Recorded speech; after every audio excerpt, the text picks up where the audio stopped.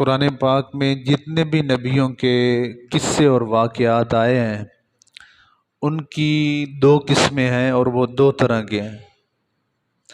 بعض نبیوں کے وہ قصے ہیں جو نبی صرف اللہ کا پیغام لے کر آئے اور وہ پیغام پہنچایا، ان کی قوم کا ذکر ہوا، ان کے حالات و واقعات کا ذکر ہوا، لیکن ان کے عذابوں کا ذکر نہیں ہے کہ اس نبی کی قوم پر کیا عذاب آیا تھا، اس کا ذکر نہیں ہے۔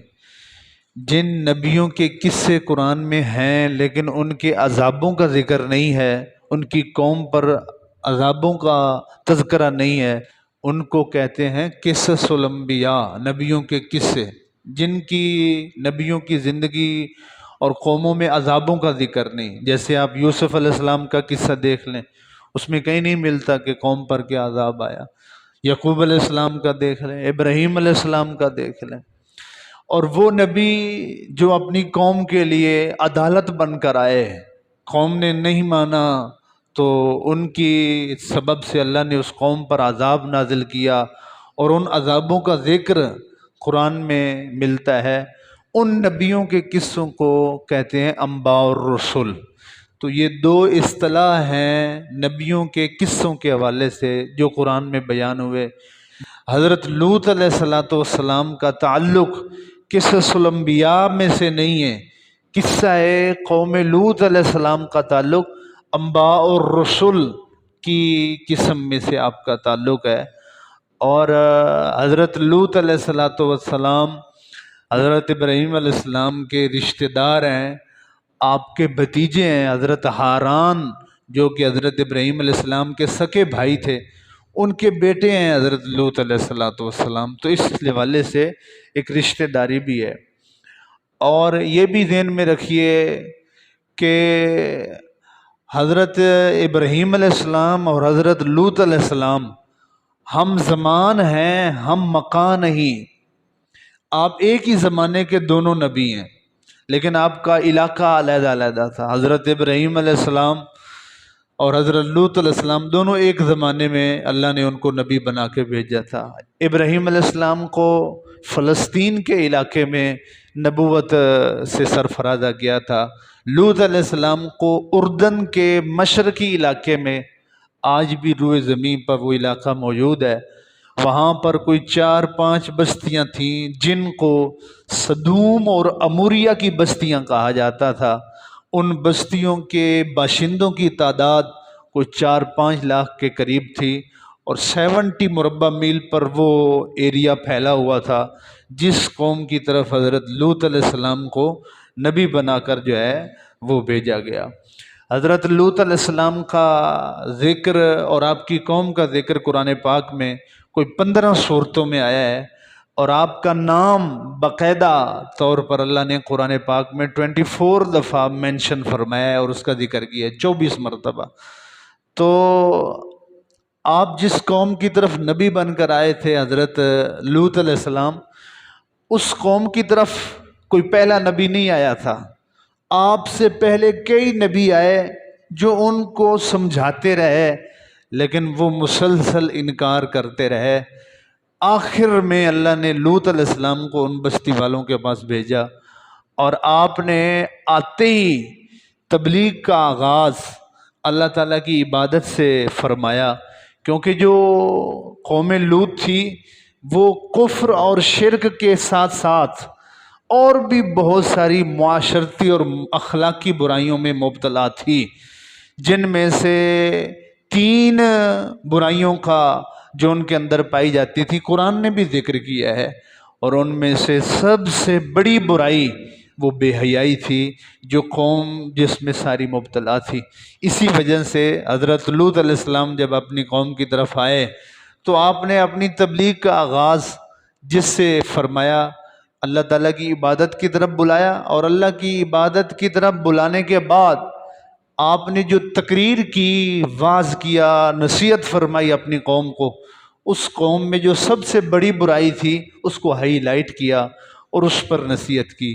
کس انداز میں آپ نے نصیحت کی، قوم نے اس انداز کا کیا جواب دیا، کس انداز میں جواب دیا، آپ قرآن کی زبان سے اس کو سماعت فرمائیے۔ حضرت لوط علیہ السلام قوم کے پاس آئے اور 20 سال تک سمجھاتے رہے۔ کتنے سال تک؟ 20 سال۔ کوئی جمعے کا آدھا گھنٹے کا خطاب نہیں تھا۔ آج لوگ بڑے آسانی سے کہہ دیتے ہیں آدھے گھنٹے کی تقریر تھی، گھنٹے کی تقریر تھی، کسی کو کچھ اثر ہی نہیں ہوا۔ وہ 20 سال نبی کی زبان بولتی رہی ہے۔ میں اس پر آگے آپ بات کروں گا، آپ ذرا توجہ سے کیجئے۔ لوط علیہ السلام قوم کے پاس آئے، قرآن کیا بیان کرتا ہے کہ آپ نے تبلیغ اور واعظ کیسے فرمایا؟ انی لکم رسول امین، دیکھو میں رسول امین ہوں، اللہ کی طرف سے ہوں، فاتقوا اللہ واطیعون، اور دیکھو اللہ سے ڈرو، اور جو کچھ میں لے کر آیا ہوں اس کی اتباع اور فرما برداری کرو۔ وما اسألکم علیہ من اجر ان اجری الا علی رب العالمین، دیکھو میں آپ سے کوئی چندہ نہیں مانگ رہا، نہ کوئی اجرت مانگتا ہوں، نہ کوئی جو پیسے مانگتا ہوں، میں جو کچھ بھی کر رہا ہوں وہ صرف آپ کے بھلے اور بھلائی کے لیے ہے۔ اس پر جو اجر ہے وہ تو صرف میں رب العالمین سے ہی لوں گا، آپ سے کچھ نہیں مانگ رہا۔ آپ کو صرف میں یہ کہہ رہا ہوں تمہارا بھلا اسی میں ہے کہ جو کچھ میں لے کر آیا ہوں اللہ کے پیغام کو، اسی کی اتباع کرو۔ آگے آپ نے فرمایا اتأتون الفاحشۃ ما سبقکم بہا من احد من العالمین، سنو اور باز آ جاؤ، تم ایسی بے حیائی کے کام کرتے ہو جو تم سے پہلے کسی بھی قوم اور امت میں ایسی بے حیائی نہیں پائی جاتی۔ چھوڑ دو ان بے حیائیوں کو اور ایسے برے کاموں کو چھوڑ دو، اور وہ بے حیائی اور برا کام جو آپ سے پہلے کسی امت اور قوم نے نہیں کیا وہ کیا ہے؟ انکم لتأتون الرجال شہوۃ من دون النساء بل انتم قوم مسرفون، تم عورتوں کو چھوڑ کے مردوں سے اپنی خواہش نفس پوری کرتے ہو اور تم بہت جہل قوم ہو۔ بل انتم قوم مسرفون، تم حد سے بڑھنے والی قوم ہو۔ بل انتم قوم عادون، تم تجاوز کرنے والی قوم ہو۔ باز آ جاؤ ان چیزوں سے، رک جاؤ۔ اور وَتَذَرُونَ مَا خَلَقَ لَكُمْ رَبُّكُمْ مِنْ أَزْوَاجِكُمْ، جو اللہ نے تمہارے لیے خواہش نفس کو پورا کرنے کے لیے حلال طریقہ بیویوں کی صورت میں بنایا ہے، تم ان کو چھوڑ دیتے ہو اور حرام طریقے کے پیچھے پڑ جاتے ہو۔ کتنی زیادتی کرنے والی قوم ہو اور حد سے بڑھنے والی قوم ہو۔ تم یہ کام تو کرتے ہی کرتے ہو، لیکن اس پر بھی بڑھ کر تمہارے اندر یہ بے شرمی اور بے غیرتی پائی جاتی ہے۔ وہ کیا ہے کہ تم یہ کام پردے اور چار دیواری تک نہیں رکھتے ہو۔ وَتَأْتُونَ فِي نَادِيكُمُ الْمُنْكَرَ، تم یہ کام مجلسوں میں، اجتماع میں سر عام سر بازار کرتے ہو۔ تم یہ کام سر عام سر بازار کرتے ہو، پردے اور چار دیواری تک نہیں رکھتے، بہر نکل کر بازاروں کے زینت۔ اللہ قرآن میں ارشاد فرما رہا ہے وَتَأْتُونَ فِي نَادِيكُمُ الْمُنْكَرَ، تم اس کو سر عام کرتے ہو، سر بازار کرتے ہو۔ یہ وہ واعظ تھا جو لوط علیہ السلام نے اپنی قوم سے کیا۔ ذرا آپ بتائیے، سمجھدار بیٹھے ہو، اس سارے واعظ میں کہیں نماز کا ذکر ہے؟ کہیں روزے کا، کہیں تسبیح کا، کہیں وظیفے کا، کہیں اللہ اللہ کرے؟ لوگ ہمیں آ کے کہتے ہیں علماء کو، اگر کوئی عالم معاشرتی، اخلاقی، معاشی برائی پر بولتا ہے، قرآن حدیث میں رہنمائی پیش کرتا ہے، لوگ پڑھے لکھے لوگ مفکرین آ کے سمجھاتے ہیں، قاری صاحب اللہ اللہ اللہ اللہ اللہ کیا کرو، نماز روزے کی بات کیا کرو، چھوڑو ان مسائل کو، یہ پرائیویٹ میٹر ہیں اور پرسنل میٹر ہیں، آپ ان باتوں میں نہ پڑھو، آپ صرف نماز روزے کی بات کرو۔ میں نے کہا آپ مجھے نہیں سمجھا رہے، آپ 1.25 لاکھ نبیوں کو سمجھا رہے ہیں، اور نبیوں سے بڑھ کر رب کو سمجھا رہے ہیں جس نے 1.25 لاکھ نبیوں کو بھیجا تھا کہ وہ لوگوں کے پرسنل میٹرز اور پرائیویٹ معاملات میں دخل اندازی کرتے رہے۔ آپ نبیوں کی تبلیغ پر جو ہے وہ انگلی اٹھا رہے ہیں اور ان نبیوں کو بھیجنے والے رب کی طریقے، رویے، انداز اور اس پر آپ اٹھا رہے ہیں۔ معلوم ہے کیا آپ کر رہے ہیں اور کیا سوچ رہے ہیں اور کیا کہہ رہے ہیں، لیکن یہ کس کو سمجھ آئے؟ اقبال نے کہا تھا، اقبال یہاں نام نہ لے علم خودی کا، مکتب کے لیے موضوع نہیں، مکتب کے لیے ایسے مقالات، معقوم کے حق میں یہی تربیت اچھی، موسیقی و صورت گری و علم نباتات، ناداں سجدے میں گر گئے جب وقت قیام آیا، جب کھڑے ہونے کا وقت آیا تو تب تسبیح لے کے بیٹھ گئے، تب سجدوں میں پڑ گئے، تب وظیفے اور تہجد پہ زور دینے لگے۔ تو دیکھیں نبیوں نے آگے، شعیب علیہ السلام نے کیا تبلیغ کی تھی کہ تم کاروبار میں ڈنڈی مارتے ہو، تم دھوکہ دیتے ہو، ناپ تول میں کمی کرتے ہو، یہ شعیب علیہ السلام نے تبلیغ کی تھی۔ تو لوط علیہ السلام نے قوم کو سمجھایا، چھوڑ دو بے حیائی کو اور بے غیرتی اور بے شرمی کی راہوں سے ہٹ جاؤ، حیا والے رستے پہ آ جاؤ۔ قوم نے آگے سے کیا جواب دیا وہ بھی قرآن کے دامن میں موجود ہے۔ جو قوم نے لوط علیہ السلام کو جواب دیا، اور آج کی مسلمان قوم اور امت مسلمہ کے زبانوں پر جو جوابات اور جملے ہیں، ذرا ان کو آپس میں جج کیجئے گا کہ کتنے ملتے جلتے ہیں۔ قوم کیا کہنے لگی لوط علیہ السلام کی وعظ و نصیحت پر؟ کہنے لگے ہم آپ کو تنبیہ کر رہے ہیں، آپ ایسی تقریروں سے، ایسی وعظ و نصیحت سے باز آ جائیں، رک جائیں، اور اگر آپ نہیں رکیں گے نا اخرجوہم من قریتکم، ہم آپ کو یہاں سے نکال دیں گے، ہم آپ کو یہاں سے نکال دیں گے۔ اولاً تو باز آ جاؤ، چھوڑو آپ اپنا کرو، ہم اپنا کرتے ہیں جو کر رہے ہیں، اگر نہیں باز آتے ہو تو ہم آپ کو یہاں سے نکال دیں گے۔ لوگ بھی کہتے ہیں قاری صاحب، علامہ صاحب، فلانا صاحب، آپ نے یہ بات نہیں کرنی ہے، اگر آپ نے یہ بات کی تو آپ کو مسجد سے نکال دیں گے، آپ کو ممبر سے نکال دیں گے۔ کہتے ہیں کہ نہیں؟ کہتے کیا کرتے ہیں؟ کتنے علماء کو مسجدوں سے، محراب و ممبر سے محروم کیا گیا صرف اس لیے کہ انہوں نے قرآن کی بات کی تھی، انہوں نے رسول کی بات کی تھی۔ یہی بات تو نبیوں سے بھی لوگوں نے کی تھی جو ہم کرتے ہیں۔ میں خصوصاً جو مسجدوں کی انتظامیہ ہے، کسی بھی جگہ پر، کسی بھی موقع پر جو مسجد کے متولی اور خدماء میں شامل ہیں، بہت بڑا ایک فریضہ ہے، بہت بڑا ایک ذمہ داری ہے، اور اللہ کی طرف سے بہت بڑی ایک سعادت ہوتی ہے اگر آپ کو کسی بھی مسجد کی خدمت، متولی اور انتظامیہ اور اس کا موقع مل جاتا ہے۔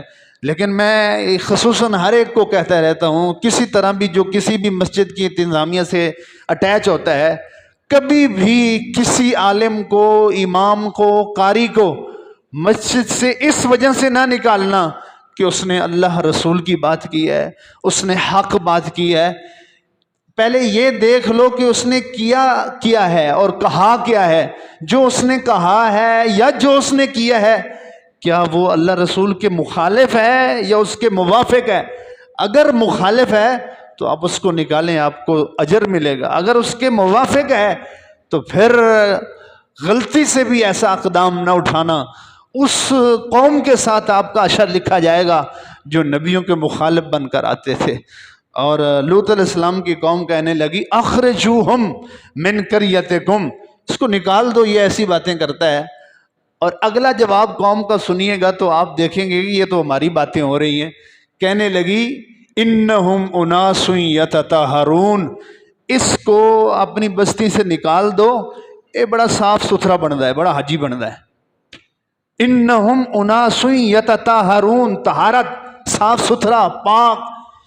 یہ کہتا ہے ہم ایسی بے شرمی اور بے حیائی کرتے ہیں، بے غیرتی کرتے ہیں، یہ بڑا حاجی ہے، یہ بڑا صاف ستھرا ہے، یہ بڑا نیک بنتا ہے، یہ بڑا پاک باز ہے، یہ بڑا پردے اور حیا والا ہے، اس کو نکالو۔ کیا ایسی باتیں سنتی ہیں کہ نہیں؟ سوسائٹی میں، معاشرے میں، ماحول میں، بھئی جاؤ، تو بڑا آیا دیکھا ہے اتنا حیا والا، اور دیکھا ہے بڑا پردے والا، بڑے شرم والا۔ انہم اناس یتطہرون، یہی جملہ قوم لوط نے لوط علیہ السلام کی تبلیغ پر کہا تھا۔ اور آخر میں لوط علیہ السلام سے قوم کہنے لگی اگر پھر بھی تم باز نہیں آتے نا تو پھر جو تم قالوا ائتنا بعذاب علیم، جو آپ ہمیں ڈراتے رہتے ہیں نا کہ اگر تم باز نہیں آؤ گے تو پھر اللہ کا عذاب آئے گا، جاؤ لے آؤ اللہ کا عذاب۔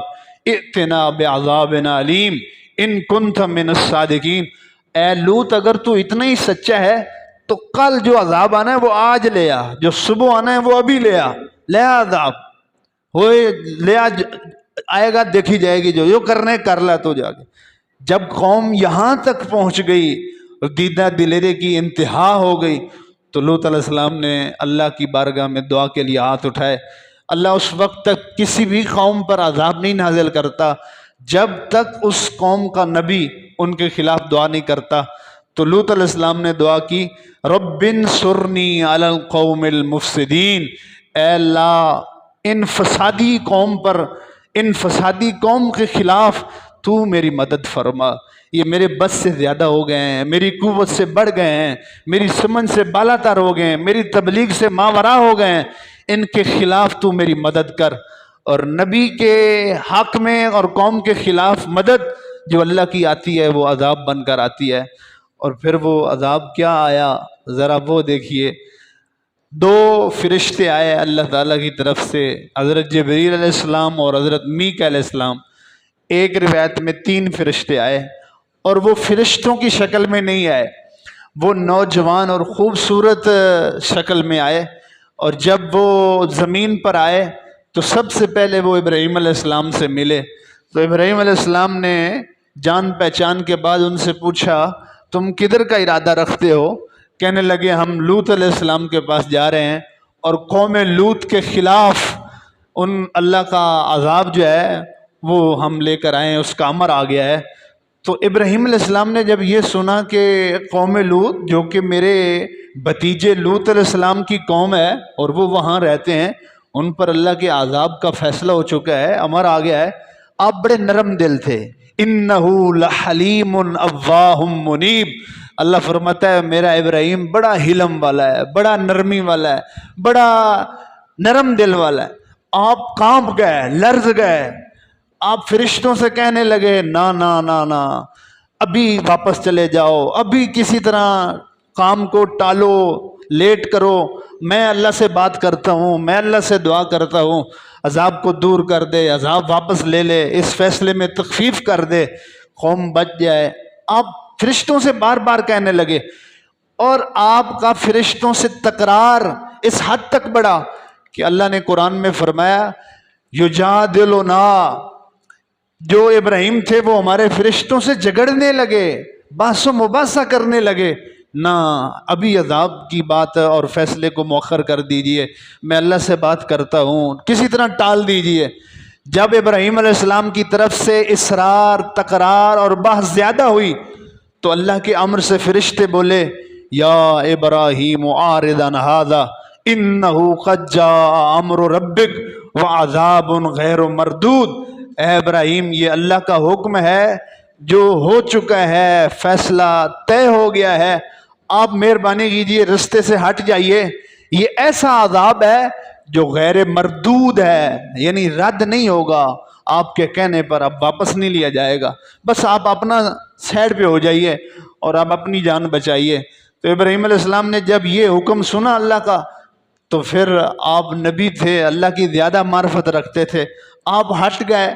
وہ فرشتے جو نوجوانوں کی شکل میں آئے تھے خوبصورت، وہ حضرت لوط علیہ السلام کی بستی میں آئے، اور پھر لوط علیہ السلام شہر کے اندر موجود نہیں تھے، وہ کھیتوں میں کام کر رہے تھے۔ اللہ نے اس منظر کو بھی قرآن پاک میں منقش فرمایا ہے۔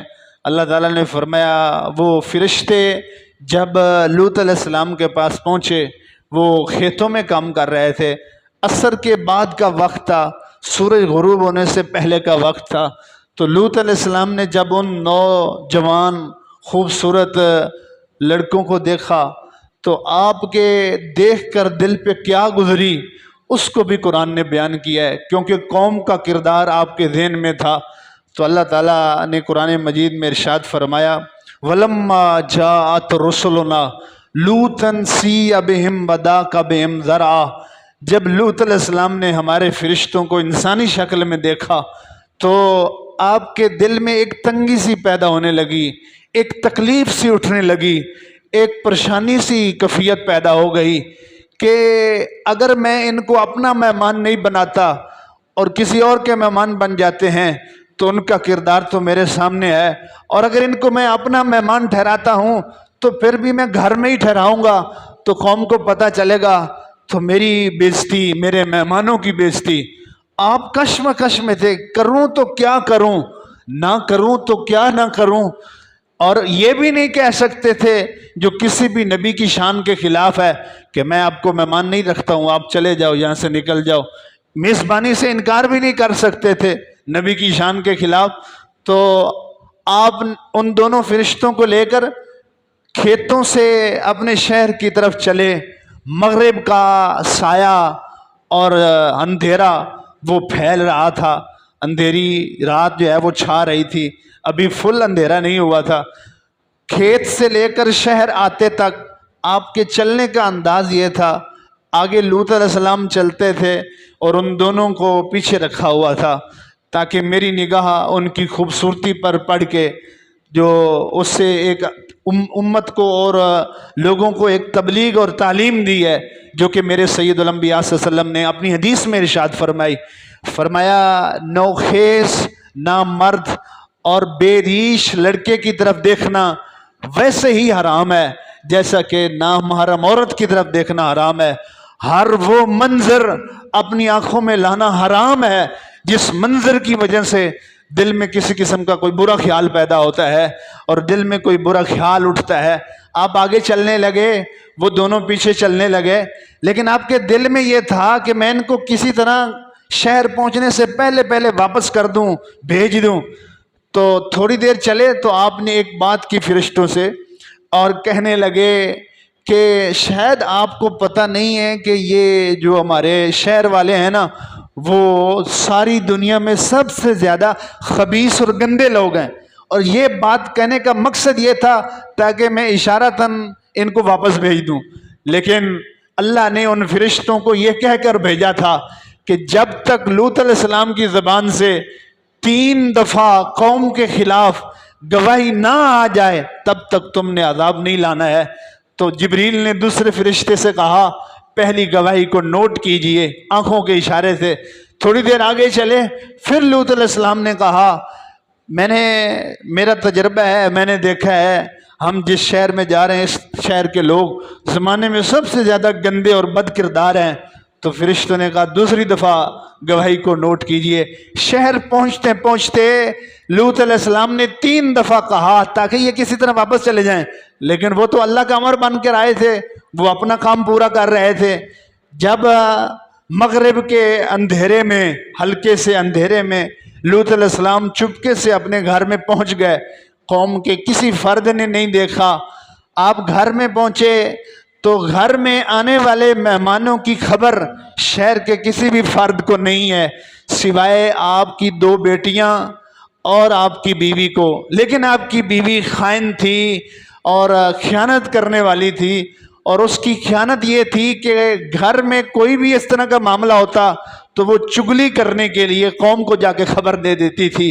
حسب ثابت آپ کی بیوی نے قوم کو جا کے خبر دی کہ اس طرح نوجوان آئے ہیں، تو قوم جو ہے وہ دوڑتی ہوئی درندے اور وحشیوں کی طرح، جو کہ شکل انسانی تھی لیکن وحشیوں اور درندوں سے بدتر کردار کی حامل تھی، وہ فٹافٹ حضرت لوط علیہ السلام کے دروازے پر جمع ہو گئی اور آپ نے دروازے کو بند کر لیا۔ دروازے کو بند کرنے کے بعد وہ قوم رکی نہیں ہے، آواز بھی لگاتی رہی، دھکے بھی دیتی رہی، دروازہ کھولو ورنہ ہم توڑ دیں گے۔ جب ان کا اصرار حد سے بڑھا اور لوط علیہ السلام نے یہ محسوس فرمایا کہ یہ رکنے والے نہیں ہیں، تو آپ گھر کے سین سے چل کر مین دروازے کے پاس آ کے کھڑے ہوئے اور آپ نے قوم سے وہاں کیا باتیں کی۔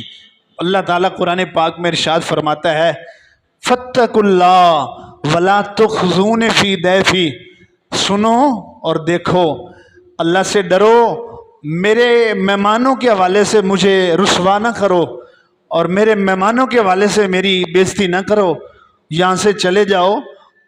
الیس منکم رجل رشید، تم جتنے بھی کھڑے ہو باہر اور سارے آئے ہو، تمہارے اندر ایک بندہ بھی رشید نہیں ہے۔ رشید کہتے ہیں بھلا، شعور والا، سمجھدار، عقل مند۔ تم میں ایک بندہ بھی سمجھدار نہیں ہے، سارے ہی بے غیرت ہو، سارے ہی بے شرم ہو۔ جو تم میں سے ایک بھی سمجھدار ہو جو دوسروں کو سمجھاؤ، اور کیا کر رہے ہو؟ سارے ہی ایسے ہیں، نیچے سے لے کر اوپر تک سب۔ تو قوم کے آگے یہ آپ کہتے رہے، لیکن ان کی طرف سے مسلسل وحشیانہ حرکت کی طرف اصرار بڑھتا رہا۔ بالآخر حضرت لوط علیہ السلام ان کو سمجھاتے رہے، اور آپ نے یہ بھی فرمایا ہؤلاء بناتی ان کنتم فاعلین، کیا تمہارے گھروں میں خواہش نفس کو پورا کرنے کے لیے اللہ نے حلال طریقے کے لیے بیویاں نہیں بنائی؟ تمہارے گھروں میں بیویاں نہیں ہیں؟ تم درندے اور وحشی بن کر آ گئے ہو یہاں پر۔ آپ نے فرمایا کیا خواہش نفس پورا کرنے کے لیے تمہارے گھر میں بیویاں نہیں ہیں؟ آگے سے اس جملے پر، یہ جو جملہ لوط علیہ السلام نے آخری کیا نا، اس جملے پر قوم نے کیا جواب دیا؟ میرے رب نے وہ بھی قرآن میں لکھا۔ قوم کہنے لگی قالوا لقد علمت ما لنا فی بناتک، اے لوط ہمیں تم یاد دلاتے ہو حلال طریقے اور گھر میں موجود بیویوں۔ قالوا لقد علمت ما لنا فی بناتک من حق، تجھے بھی پتہ ہے اے لوط، تو بھی جانتا ہے اور تجھے بھی علم ہے کہ ہمیں اپنی بیویوں میں کوئی دلچسپی نہیں ہے، ہمیں حلال میں اب کوئی رغبت نہیں رہی، ہمیں اپنی بیویوں میں خواہش نفس کو پورا کرنے کی حلال طریقے سے کوئی چاہت ہی نہیں رہی، ہمیں تو حرام میں دلچسپی ہے، حرام میں رغبت ہے۔ میں قرآن پاک کے اس جملے پر جب پہنچتا ہوں تو میری ذہن میں ایک بہت بڑا خیال آتا ہے جو امت کی ترغیب اور درس کا باعث بنتا ہے۔ یاد رکھو جو شخص حرام میں دلچسپی رکھتا ہے اللہ اس کے دل سے حلال کی محبت نکال دیتا ہے۔ یاد رکھو جو حرام میں پڑ جاتا ہے اللہ اس کے دل سے حلال کی محبت نکال دیتا ہے، چاہے وہ حرام لقمہ ہو، چاہے وہ حرام کام ہو، چاہتے ہو دل میں حلال کی چاہت آئے، حلال کی رغبت ہو، حلال کی محبت ہو، حرام میں دلچسپی چھوڑ دو، حرام میں رغبت رکھنا چھوڑ دو۔ بہت سارے لوگ شکایت کرتے ہیں، بعض دفعہ وہ شکایت زبان پہ آ جاتی ہے، بعض دفعہ وہ شکایت ذہن میں رہ جاتی ہے خیال بن کر کہ ہمیں بیوی سے محبت نہیں رہی، اپنی رفیقہ حیات کے ساتھ اب وہ لگاؤ نہیں رہا، اب وہ جو ہے وہ چاہت نہیں رہی۔ ذرا آنکھیں بند کر کے دیکھ، کہیں ایسا تو نہیں ہے کہ تو حرام میں دلچسپی لینے لگا ہے، تو حرام میں رغبت رکھنے لگا ہے، جس وجہ سے تیرے دل سے جو حلال ذریعہ ہے اس فطری ضرورت کو پورا کرنے کا اس کی محبت ختم کر دی گئی ہے، اس کی چاہت کو ختم کر دیا گیا ہے۔ جیسا کہ قوم لوط نے کہا تھا، کہنے لگے لقد علمت ما لنا فی بناتک من حق، اے لوط تو بھی جانتا ہے کہ ان بیویوں میں جو کہ حلال ہیں ہمیں کوئی رغبت نہیں، ہمیں کوئی دلچسپی نہیں۔ اور دلچسپی کس میں ہے آپ کو بخوبی علم ہے اے لوط۔ جب قوم کا حال یہاں تک پہنچا تو حضرت لوط علیہ السلام مسلسل ان کو سمجھاتے رہے، اور سمجھانا بھی 30 سال تک آپ سمجھاتے رہے، 20 سال تک۔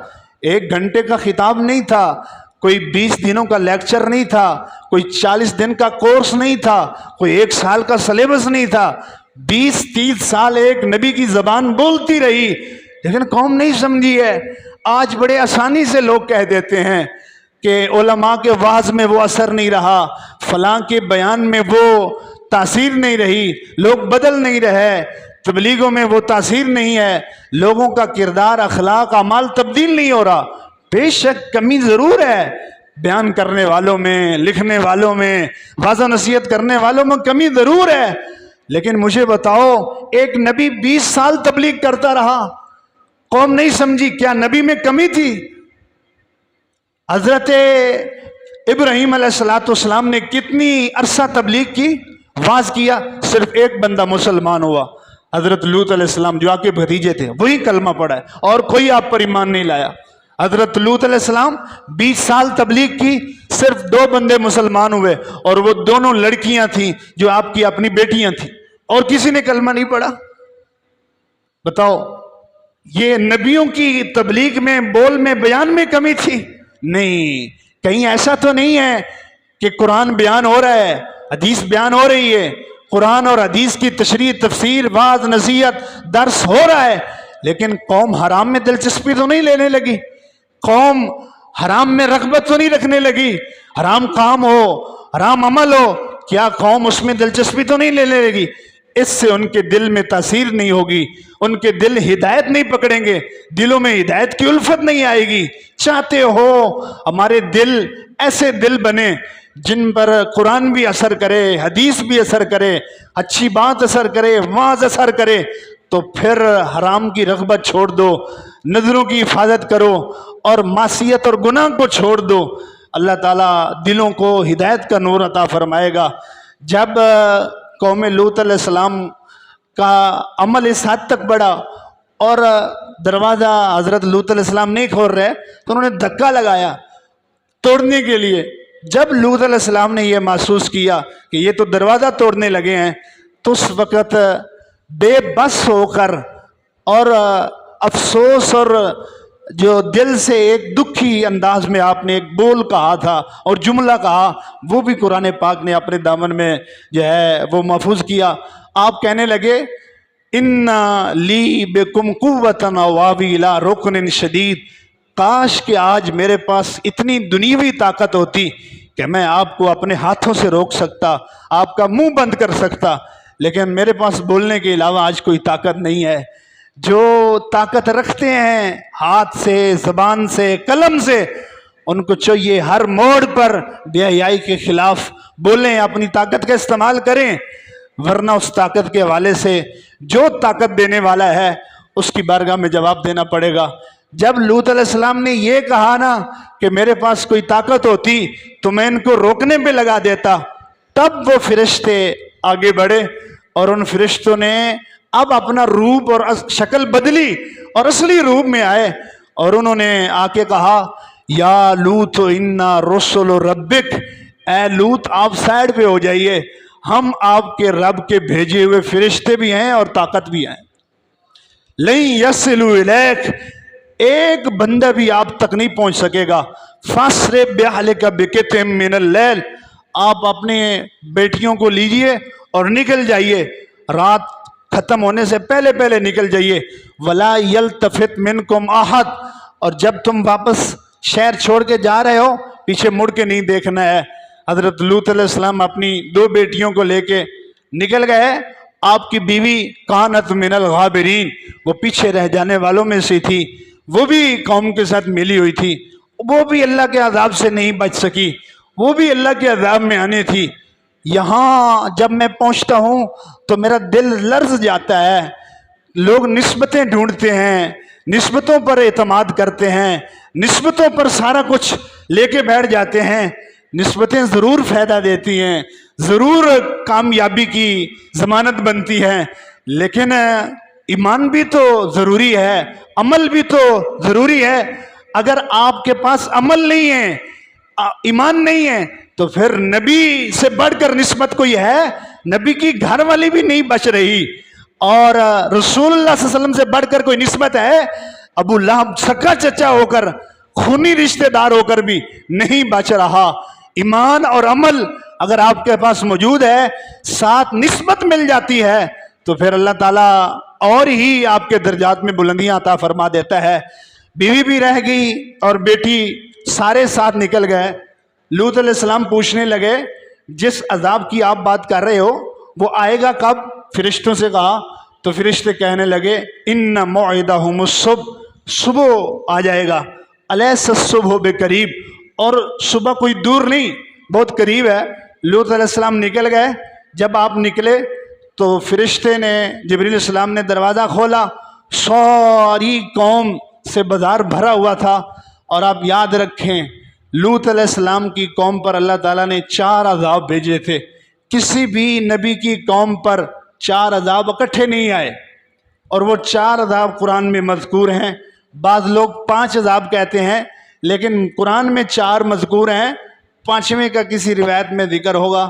تو 4 عذاب اللہ نے اکٹھے بھیجے جن کا ذکر قرآن میں ہے۔ سب سے پہلا عذاب، فرشتوں نے دروازہ کھولا، جبریل علیہ السلام باہر آئے اور آپ نے ایک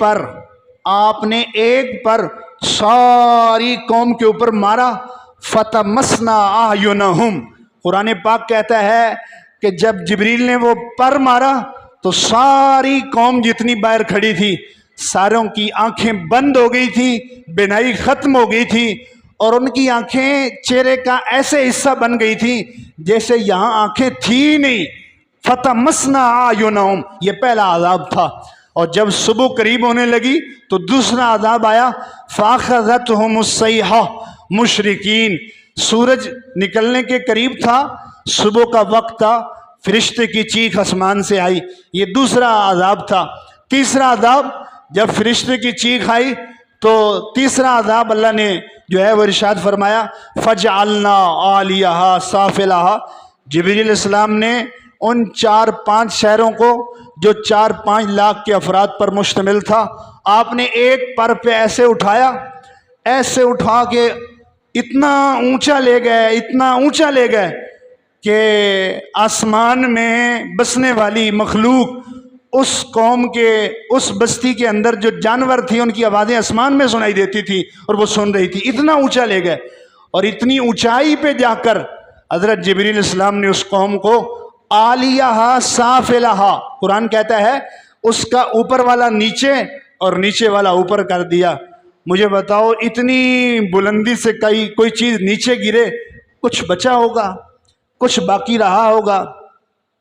لیکن اس کے باوجود بھی اتنی بلندی سے جب وہ بستی نیچے گری اور شہر نیچے گرا تو جس جگہ پر وہ گرا تھا اتنی شدت سے وہاں گرا، تقریباً 70 مربع میل کا وہ علاقہ پانی کی سطح تک دھنس گیا تھا۔ آج بھی اردن کے مشرق کی طرف ڈیڈ سی کے نام سے، بحر مردار کے نام سے وہ پانی کا علاقہ موجود ہے جو 70 مربع میل کے ایریے میں پھیلا ہوا ہے۔ یہ وہ پانی کی جگہ ہے جہاں پر قوم لوط کی بستی کو اتنی اونچائی سے دے مارا تھا کہ وہ زمین خشک جو تھی وہ پانی کی سطح تک دھنس گئی تھی، نیچے سے پانی نکل آیا تھا۔ یہ تیسرا عذاب تھا۔ اور جب ان کو زمین پہ اتنی اونچائی سے مارا گیا تو اوپر سے کیا ہوا؟ وَأَمْطَرْنَا عَلَيْهِمْ مَطَرًا، اوپر سے ہم نے بارش کی، پانی کی نہیں، وَأَمْطَرْنَا عَلَيْهَا حِجَارًا، پتھروں کی بارش۔ اور پتھروں کی بارش کا منظر کیسا تھا وہ بھی اللہ نے قرآن میں ارشاد فرمایا، وَأَمْطَرْنَا عَلَيْهَا حِجَارًا مِّن سِجِّيلٍ مَّنْضُودٍ مُّصَوَّمَةٍ، وہ پتھر یہ زمینی پتھر نہیں تھے، یہ زمینی پہاڑوں کی نہیں تھے، سجیل، سجیل کہتے ہیں مٹی جس کو آگ میں پکایا گیا اور پھر وہ پک گئی، پتھر بن گئی، اس کو عربی میں اور قرآن کی زبان میں کہتے ہیں سجیل۔ اور یہی سجیل پتھر تھے جو ابابیل پرندے اپنے منہوں میں لے کر آئے تھے ابرا پر حملہ کرتے ہوئے۔ اسی وجہ سے یہ لفظ اللہ تعالیٰ نے سورۃ الفیل میں بھی یوز فرمایا ہے اور اس میں بھی اس کو ذکر فرمایا ہے۔ پتھر کیسے تھے؟ سجیل تھے، مندود، جڑے ہوئے تھے۔ یہ نہیں ہے کہ ایک پتھر آیا تھوڑی دیر بعد دوسرا، نہیں، جیسے بارش کے پانی کے قطرے جڑے ہوتے ہیں ایسے وہ پتھر جڑے ہوئے مندود آ رہے تھے، جیسے تسبیح کے دانے ہوتے ہیں اور دھاگا ٹوٹتا ہے اور دانے گرتے ہیں۔ نمبر 3، مندود مسومہ، ہر پتھر پہ اس کے جس کے اوپر گرنا تھا اس کا نام لکھا ہوا تھا، مسومہ، نشان زدہ، نشانی لگی ہوئی تھی، کس کے سر پہ پڑنا ہے، اس کے سر پہ پڑنے والا پتھر کسی دوسرے کے سر پہ نہیں پڑتا تھا۔ اور یہ چوتھا عذاب تھا جو اللہ نے پتھروں کی بارش کی صورت میں ان پر فرمایا۔ 4 عذاب اکٹھے اگر کسی تاریخ میں کسی قوم پر آئے ہیں تو وہ صرف ایک قوم ہے اور اس کو قوم لوط کہا جاتا ہے۔ اور گناہ کیا ہے؟ بے حیائی۔ برائی کیا ہے؟ بے حیائی۔ اور بے حیائی بھی ایسی جو زمانے میں کسی نے نہیں کی، مرد کا مرد کے ساتھ اپنی خواہش نفس کو پورا کرنا۔ میں جب یہ واقعہ پڑھتا ہوں اور آج کی امت خصوصاً امت مسلمہ کو دیکھتا ہوں، دل پارا پارا ہو جاتا ہے۔ اللہ ہمارا وہ گناہ معاف کرے جس گناہ کی وجہ سے میں ایسے زمانے میں جی رہا ہوں جس زمانے میں حدود اللہ کی سر عام مخالفت لوگ اپنی زندگی کا حق سمجھتے ہیں، جس زمانے میں سود جیسی لعنت کو جو اللہ و رسول سے جنگ کے مترادف ہے معیشت کا اس پر دارومدار سمجھتے ہیں، معاشی ترقی میں اس کو پہلا زینہ سمجھا جاتا ہے۔ اور میں ایسے زمانے میں سانس لے رہا ہوں جہاں قوم لوط والے عمل کو، ہم جنس پرستی کو پردے اور چار دیواری سے نکال کر بازاروں کی زینت بنایا جا رہا ہے، قانونی اور اجتماعی ان کو رنگ دیا جا رہا ہے۔ یہ صرف میں نہیں افسوس کر رہا، اسی طرح کا افسوس اقبال نے بھی کیا تھا، لیکن پیدا کیا تو نے مجھے اس دیس میں جس دیس کے بندے ہیں غلامی پہ رضامند۔ حفیظ جلندری نے بھی کچھ اسی انداز میں اظہار کیا تھا، لیکن انہوں نے ساتھ وجہ بھی بتا دی تھی۔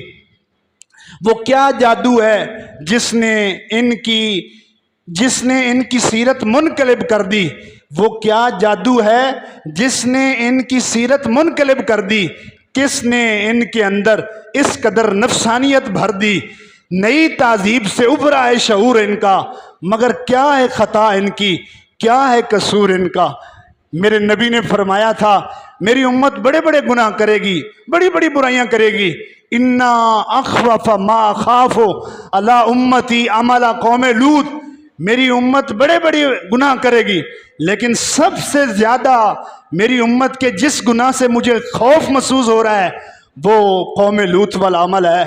میرے نبی کیوں خوف کر رہے تھے کہ قوم لوط کا قرآن کے دامن میں اللہ بتا چکا تھا کہ کیا حال ہوا تھا، صرف اس ایک برائی کی وجہ سے۔ اور حضور نے یہ بھی فرمایا قوم لوط کے اندر یہ برائی تھی، میری امت قوم لوط سے ایک قدم آگے ہوگی۔ حضور نے فرمایا میری امت قوم لوط سے ایک قدم آگے ہوگی۔ ایک قدم آگے کیا، اس کا کیا مطلب ہے ایک قدم آگے ہونا؟ دو مطلب آج ہم اپنی آنکھوں سے غیب دان نبی کی فرمان کی تصدیق کرتے نظر آ رہے ہیں۔ قوم لوط کو آپ دیکھیں، جیسے آپ کو میں نے سنایا، قرآن کے مطالعے سے آپ نے سمجھا، مردوں سے شہوت پوری کرتے تھے، خواہش نفس پوری کرتے تھے، لیکن وہ مردوں کے ساتھ خواہش نفس پوری کرتے تھے، اس کو مرد سمجھتے تھے، میل سمجھتے تھے، لیکن امت مسلمہ کو کیا ہو گیا کہ یہ دوسرے کو مرد سمجھ کے نہیں، اس کو فیمیل سمجھتا ہے اور اس کو اپنی بیوی بنانا چاہتا ہے، اور اس کے ساتھ نکاح کرتے ہیں، اس کی نکاح کا درجہ دے کر قانونی حیثیت بنائی جا رہی۔ یہ قوم لوط سے ایک اگلا سٹیپ ہے۔ قوم لوط نے اگر مرد کے ساتھ خواہش نفس پوری کی ہے تو اس کو مرد سمجھ کے، لیکن یہاں جنس تبدیل کر کے اس کو فطری طور پر، بیسیکلی نیچرلی طور پر وہ میل ہے، لیکن میڈیکلی اس کو جو ہے وہ فیمیل بنا دیا جاتا ہے اور اس کے ساتھ نکاح کیا جاتا ہے۔ شکرگڑھ کے علاقے سے ایک دوست مجھے بتا رہے ہیں کہ 2 لڑکے میرے پاس آئے، کہنے لگے ہمارا نکاح کرو۔ میں نے کہا واللہ معاذ اللہ، میں نے اپنا نکاح ختم کرنا ہے آپ کا نکاح پڑھا کے؟ آپ دونوں لڑکے ہیں۔ انہوں نے مجھے آئی ڈی کارڈ دکھایا، میں لڑکی ہوں اور یہ لڑکا ہے، ہمارے قانونی طور پر نکاح بنتا ہے، آپ نکاح کریں۔ کہاں جائیں، کس کو کہیں؟ کیا دنیا میں بارش کے قطرے تو ہم سے سنبھالے نہیں جا رہے، یہ بارش کے چند قطرے تو ہم سے سنبھالے نہیں جا رہے، پتھروں کی بارش کی دعوت دی جا رہی ہے۔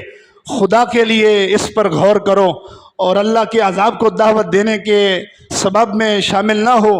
اللہ ہم سب کو، پوری امت کو جو ہے وہ اس برائی سے محفوظ فرمائے۔